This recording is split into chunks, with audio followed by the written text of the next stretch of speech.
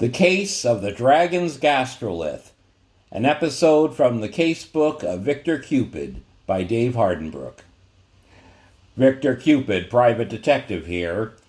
You may recall that I related to you recently on how on my timeline, not yours, my girlfriend Sina and I assisted the presidential campaign of one Rhea Saganson, and how we exposed the deceptive language her rival, Governor Fred, was using in his speeches.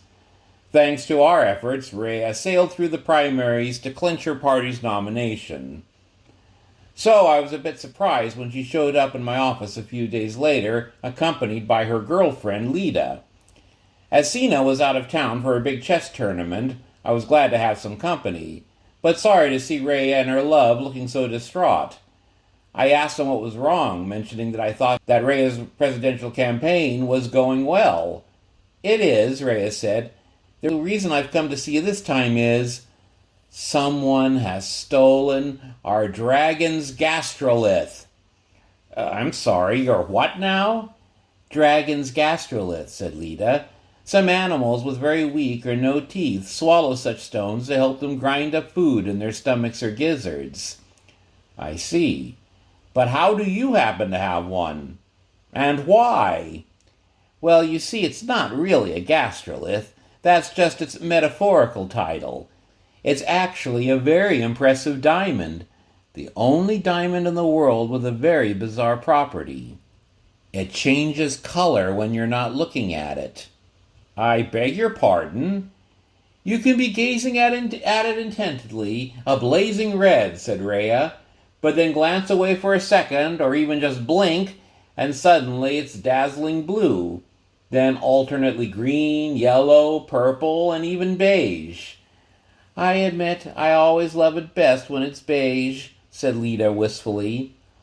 Ah, so it's a quantum diamond, eh? Now you've got my interest, I said. This is obviously no ordinary piece of crystallized coal, to quote Sherlock Holmes, that we're dealing with here. Definitely not, Rhea said. It was originally a gift to Lita from her late father, but then, after she met me, she said that it would belong to both of us. You got it from your dad, you say, I said, anxious to learn the history of this extraordinary stone. Well, it was quite a few years ago now, before I met Rhea, Lita said. It was at his theater. You see, he used to work at a computer company, but after they abandoned the area of research he was involved in and they laid him off, he vowed to devote the rest of his life to his true dream, to be a great Shakespearean actor. And he gave the dragon's gastrolith to me at the end of his last great performance, before his sad departure from this world. And what was his last great performance, I asked. Hamlet? King Lear? That Scottish play that must not be named? Little Shop of Horrors, Lita said with a slight cough. But he was so proud to be cast in such a forward-thinking play. In spite of all his dramatic success, he always longed for a role in a hit musical. But tragedy struck on opening night.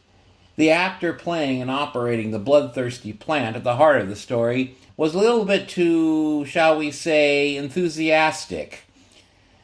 Turned out later that the guy had a past history of psychosis. That, combined with about 10 times the recommended daily allowance for method acting, meant that when the climatic moment came when that great Brobdingnagian Venus flytrap eats the hero alive, he chomped down a little too hard. The entire plant came crashing down on top of my dad, and he suffered the consequences. It took me a minute or two to process this. So you're saying, in the middle of a lavish musical review, your father was devoured by a man-eating plant? Basically, yes, Lita's voice cracked as she said it. Bad enough when an actor eats the scenery, as they say, but eating his fellow actors is clearly going too far. You can laugh, Rhea said sternly, but we're dead serious. Tell him what happened then, Lita. As I knelt there on the stage next to him, where he was gasping for breath, He placed something in my hand, the dragon's gastrolith, a most beautiful jewel, the size and shape of a pigeon's egg. When he saw what was no doubt astonishment on my face at its color-changing abilities, he extended a shaking hand and in a raspy voice implored me to look after the dragon's gastrolith, as it was clearly the most unique and precious jewel in the world. And then he expired. Oh no, it turned out he just had a bruised earlobe. But it was the end of his very short-lived career in musical theater.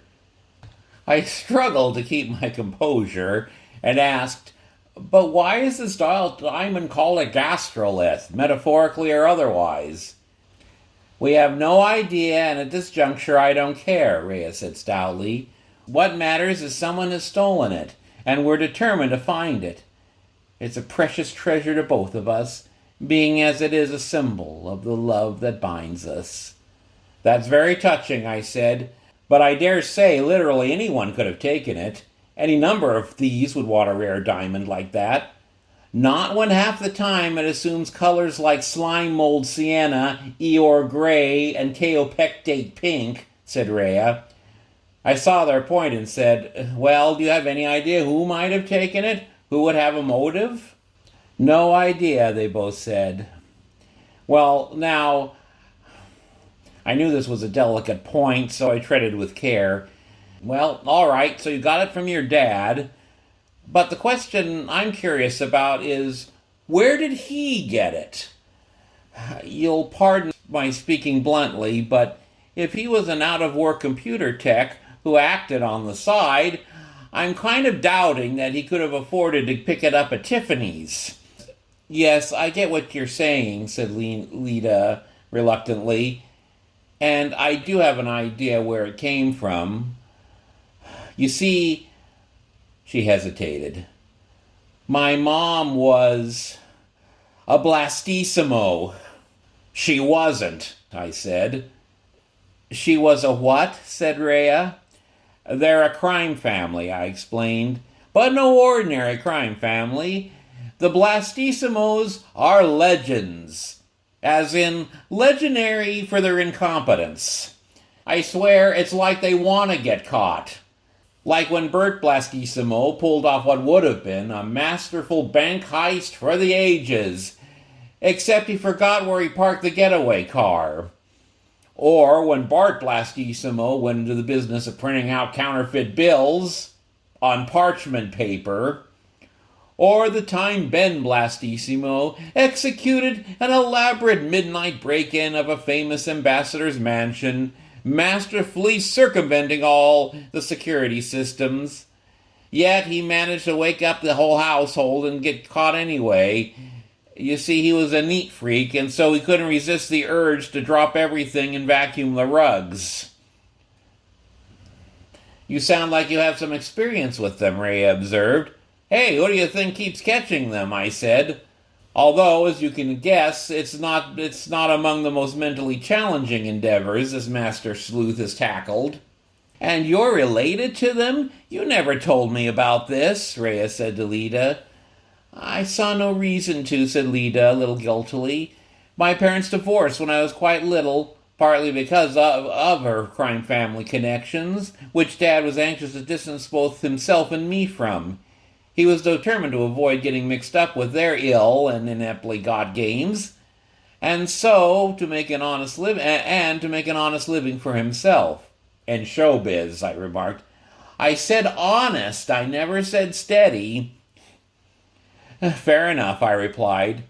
"But it seems not unlikely that if the Blastissimos stole the gastrolith and gave it to your mother, who then passed it along to your father, they no doubt now see it as wrongfully theirs." "So, you really think they not only stole it now, but they managed to steal it in the first place, from whatever maximum security establishment it must have originally come from?" Lita said. "Well, it did occur to me, yes," I began, then added, "but I do see your point. This is the Blastissimos we're talking about.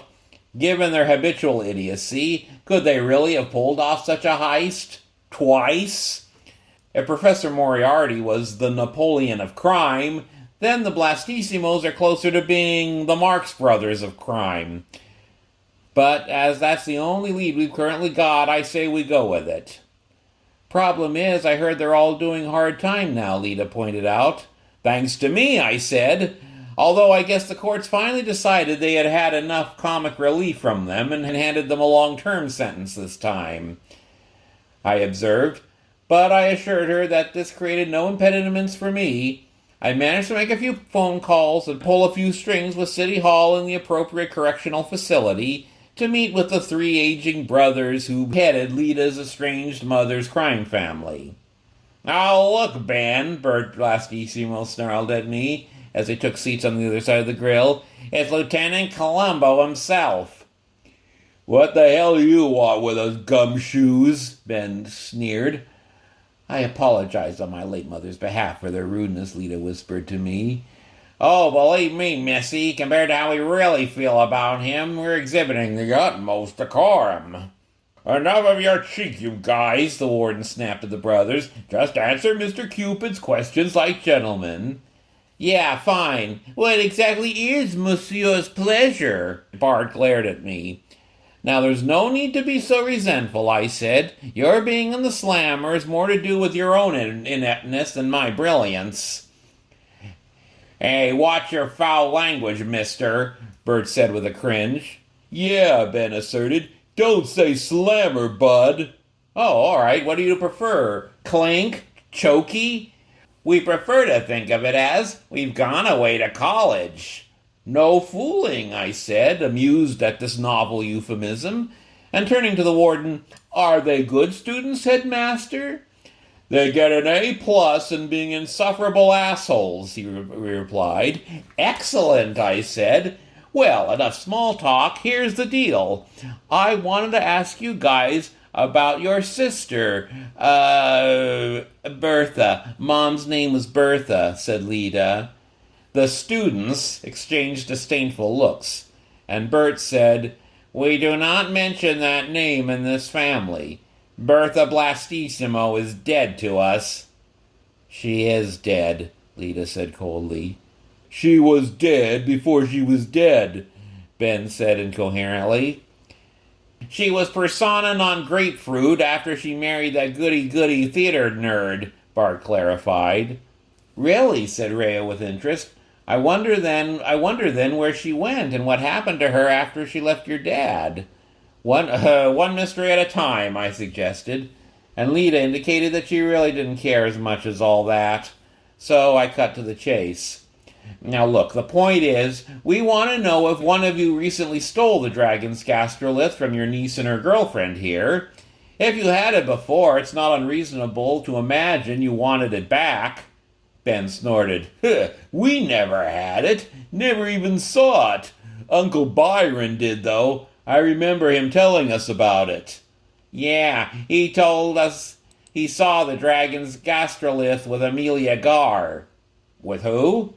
Some girl he was once sweet on," Bart said. "Used to go to the opera with her."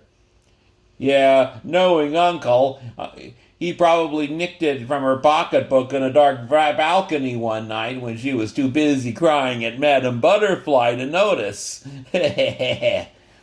"Yeah, Amelia Gar," Bart said. I'll never forget that funky name. Anyways, if anyone would have thought that rock was rightfully theirs, it was her. Maybe you should go have a chat with her, Columbo." Well, after that interview, I was frankly more confused than before. If the Blastissimo brothers never even set eyes on the gastrolith, how did Lita's mother, let alone her father, ever get it? Unless Uncle Byron, in fact, gave it to Bertha directly without telling his nephews, knowing how greedy for it they'd likely be. And it seemed they could not have stolen it now, not only because they were away at college, but they apparently never knew Lita ever had it anyway. Still, Amelia Gar seemed like an important piece to the puzzle, so tracking her down was next on the agenda. I encountered no small frustration in not being able to find the white pages, either at home or at the office. I rang up Sina to ask her if she knew where it was, and she gently reminded me that the white pages are no longer a thing. And so I was going to have to Google to find this woman.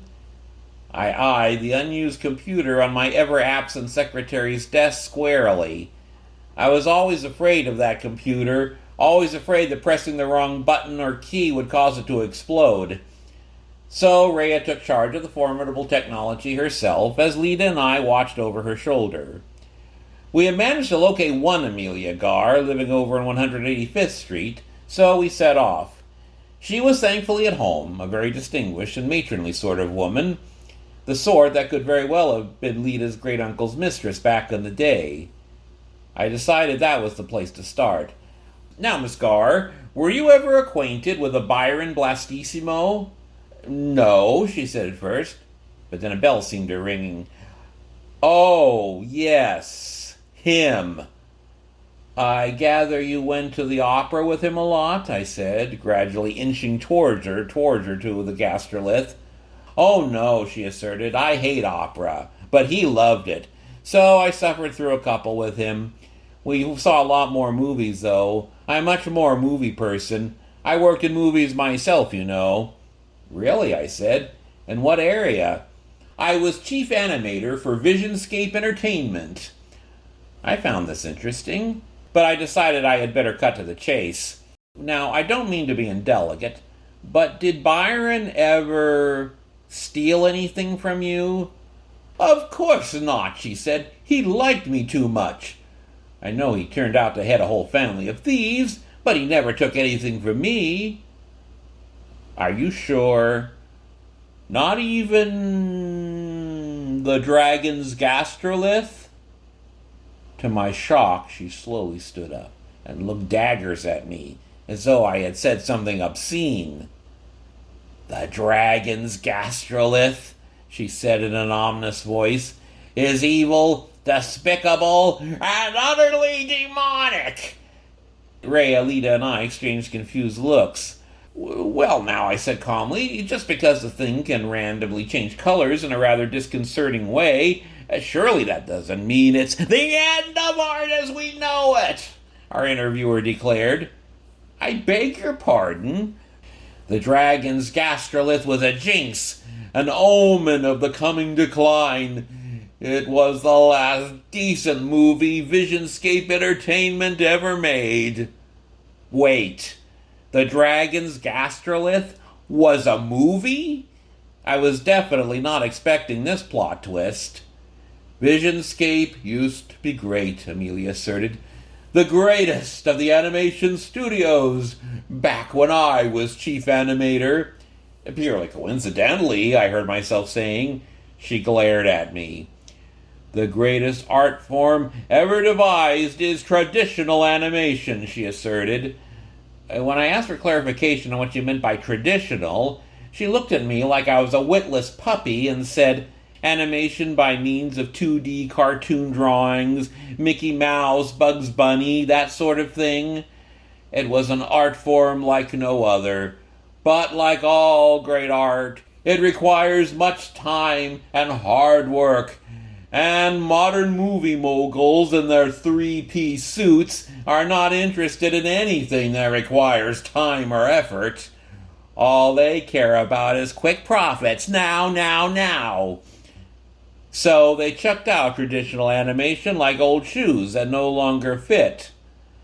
She heaved a sigh of passionate disgust. It was bad enough with all the 3D computer graphic stuff.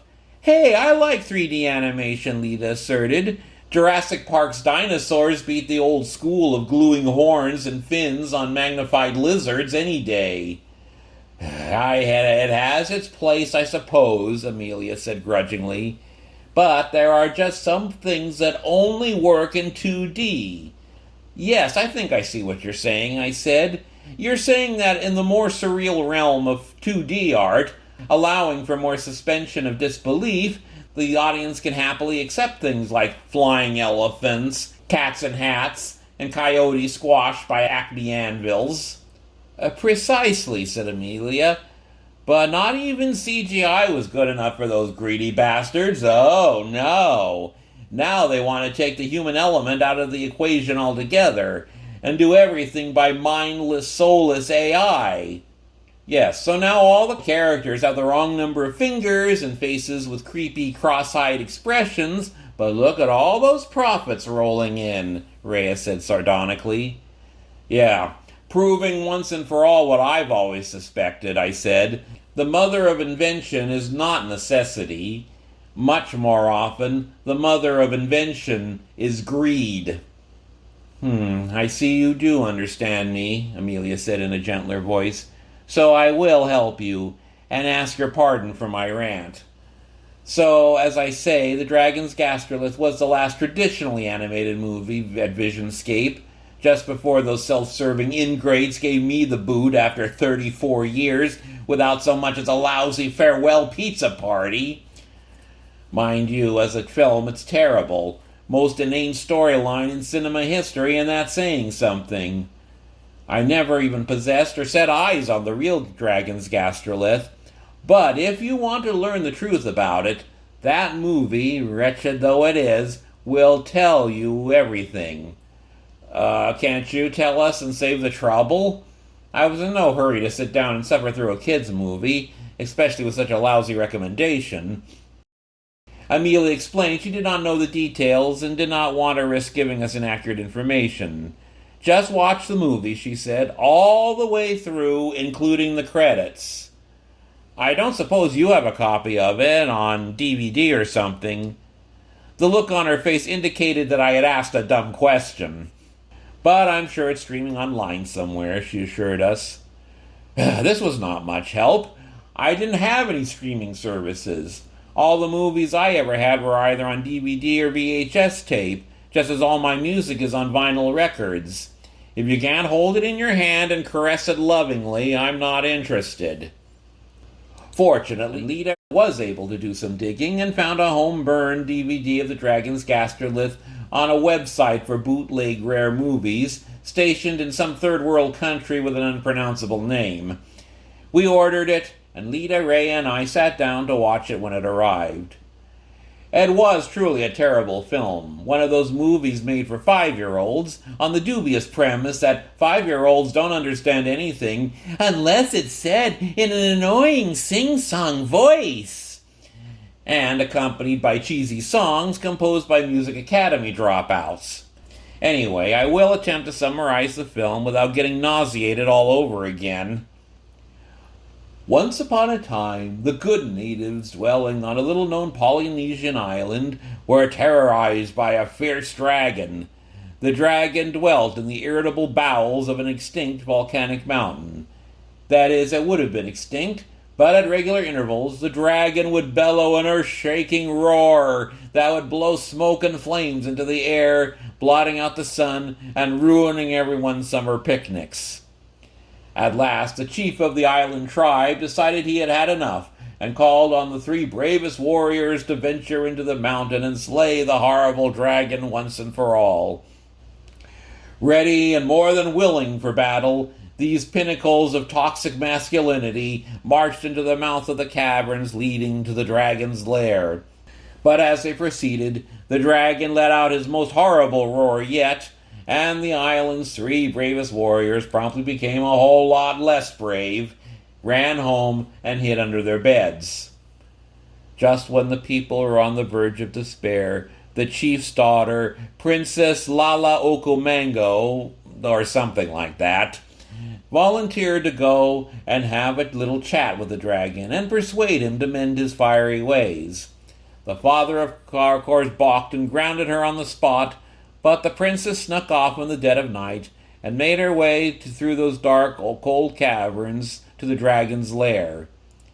On seeing the young maiden appear, the great beast bellowed his rage at having been interrupted from an intense game of online chess, Sicilian defense opening, accelerated dragon variation, and threatened to make a princess burger out of her.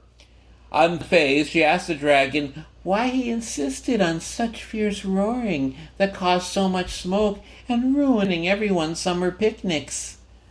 The dragon admitted that the reason he was always in such a bad temper was that he had a gastrolith stuck in his throat, causing him no tiny discomfort. The princess, channeling Androcles to this Archosaurian lion, bravely reached in and pulled out the offending stone. In his relief and gratitude, the dragon vowed to be the princess's full-time protector, and the two were best friends from that day forward. It was easily the most ridiculous movie I had ever seen, and I have suffered through The Blob, Mothra vs. Godzilla, and Mildred Pierce. And I would not have given the thing a second thought, except that in the film's end credits, it displayed in blazing letters the revelation, based on the true story of Chiquitita the Brontosaurus, now on display at Primo City Natural History Museum. So at last we had a solid lead. We made our way to the museum in question and met up with the curator. He took us to see the massive Brontosaurus skeleton that inspired Dragon's Gastrolith the movie. Actually, it's of the genus Amargasaurus, the curator explained, but no doubt the movie maker saw the long neck and immediately thought of a Brontosaurus. Ironically, kids who come here immediately recognize it as an Amargasaurus. Funny how kids are often smarter than the grown-ups who make movies for them. But why call it Chiquitita, I asked. Could this dinosaur flamenco dance? Oh, no, the curator said. That was the ABBA song playing on the paleontologist's portable stereo when the fossil was discovered. Anyway, the relevant point is that it was found with a strange stone in the stomach region. Not in itself odd. It's generally accepted that many dinosaurs probably made use of gastroliths to grind up tough plant matter, just as modern birds do. But there is no known animal that ever used a diamond as a gastrolith. We could only conclude that it was a sheer coincidence this precious gem got mixed up with a dinosaur fossil. So we had it polished and marveled at its unique color-changing abilities. Indeed, this seemingly impossible stone made worldwide headlines, and because in the imaginations of many it must have come from some magical creature, it inspired the kids' movie you saw. In any case, there was something very odd about it, and we were of course anxious to study its properties in depth. Unfortunately, the farmer who owned the land where it was discovered claimed ownership of it and put it up for auction. We did all we could to buy it back, but we were outbid, and not by some private collector or even some jewelry chain, but by an eccentric billionaire who then died, as even billionaires must do despite their best efforts, and bequeathed the Dragon's Gastrolith to the R&D department of an obscure computer company called Alpha Computing Doohickeys, Inc. But what happened to it after that I cannot say. As we had now exhausted the extent of the curator's knowledge of the matter, we thanked him and took our leave. Of course, Lita said later when we stopped to eat, Alpha Computing Doohickeys is the company my dad worked for. So he must have gotten the gastrolith from them. My mom and the Blastissimos had nothing to do with it. I agreed with this assessment. It really looked, though, for whatever reason, Lita's dad had taken it from Alpha Computing Doohickeys, Inc. when he was laid off. And it stood to reason that someone at Alpha wanted it back, even if they had to steal it. But what would a computer company want with a precious gem, said Rhea. I had no ready answer that didn't sound like I had been watching too many James Bond movies.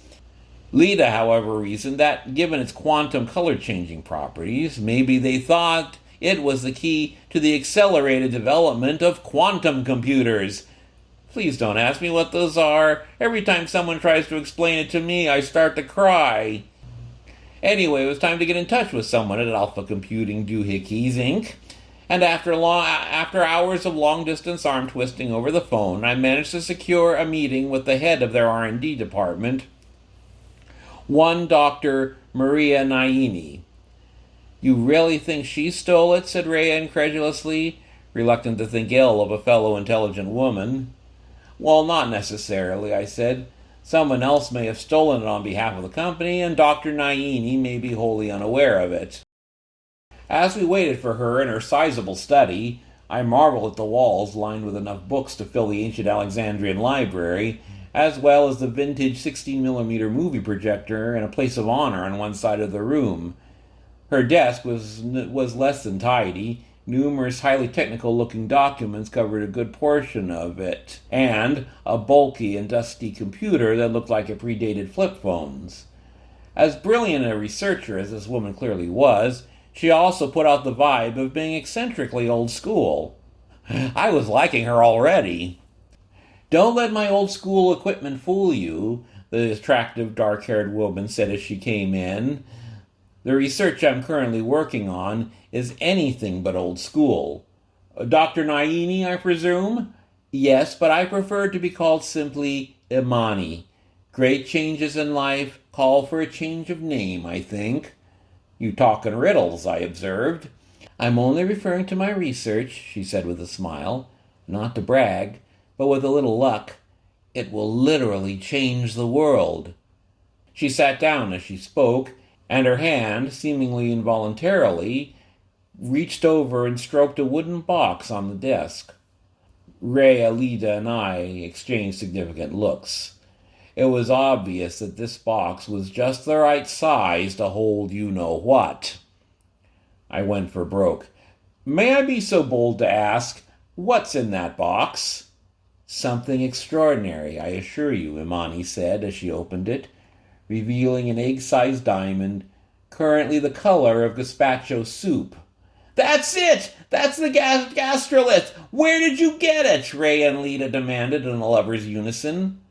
"From my boyfriend," Imani said. "He found it in a jewelry shop and he knew I'd love it. As it turns out, I love it for much more than just its looks. It has become integral to my research." "Jewelry shop my foot," said Rhea. "He stole it from us. Your boyfriend is lying." "What are you talking about?" We proceeded to fill her in on everything we knew about the Gastrolith's history.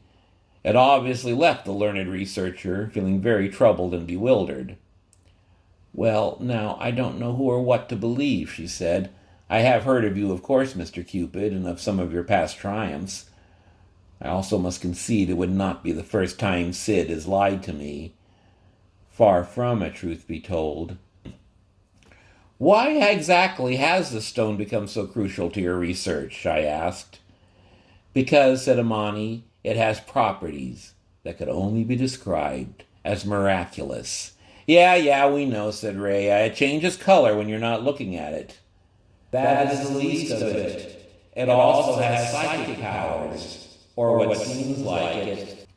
What was truly odd was not the statement itself, but the fact that Imani said it without moving her mouth. Indeed, it literally sounded like her voice was emanating from inside her head. "Yes, very good ventriloquism," I said, "but not really relevant to—" "That was not ventriloquism," Imani asserted. "It was the diamond. It can act as a channel directly linking minds, allowing for non-verbal communication." I was so stunned I couldn't think of a single brilliantly cynical wisecrack. "But how exactly does that work?" "I have determined the molecules within this extraordinary gem are engaging in natural quantum tunneling, dispatching energy through higher dimensions, you see. If I can only fully understand it, I believe I would have the key to new discoveries beyond imagination, possibly even finally understanding the mind and the source of consciousness, and opening the door to humanity at long last, breaking free of our biological limitations. So forgive me if I do not appreciate your wish to take this important object of research away from me. Now, I don't wish to take anything from anyone," I asserted. "I'm only looking after my client's interests and—" "No, Victor, it's no use," Lita unexpectedly interjected. "Under the circumstances, it would seem that the Gastrolith is by rights really her company's property after all. Sounds like when Dad's firm went bankrupt and he got laid off, he nicked the Gastrolith just out of spite." Rhea agreed. "Yes.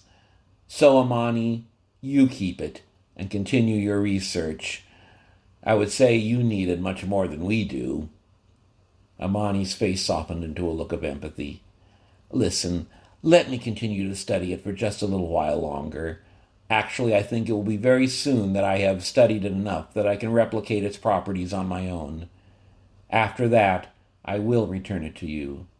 It seems clear to me, Ray and Lita, that the love the two of you share is the real treasure. And I cannot help envying that, as it becomes increasingly clear my boyfriend is not what he seems. I apologize he stole it from you. Well, now, strictly speaking, we have no proof that he was the one who stole it, I hasten to point out. But that's the direction Occam's razor is cutting in, Amani said, the heartbreak on her face undeniable. And I see no point in asking you to pursue the matter further. I just want to cut ties with him once and for all now. I feel the same, said Rhea. Such a scandal would only complicate my presidential campaign further. But if you need anyone to talk with, you can always come to us, said Lita. Yes, Rhea added. Clearly you deserve much, much better than Sid. They both smiled at Amani, and, adding to the wonders of the day, the three women hugged each other. It was clearly the beginning of a beautiful friendship. And I was relieved it was all resolved much more calmly and rationally than I believe it would have been between two greedy and opportunistic males. Sometimes I wonder if the human race would have a more hopeful future if only women figured out how to reproduce parthenogenically and move to another plane of reality to live in peace and harmony and leave all the angry, aggressive men to stew in their own toxic juice. Pretty wild idea, you might say. And yet, little did I know that before very long, our new friend Amani was to prove that actually it was not such a wild idea as all that. But that's another story for, well, maybe a whole other novel.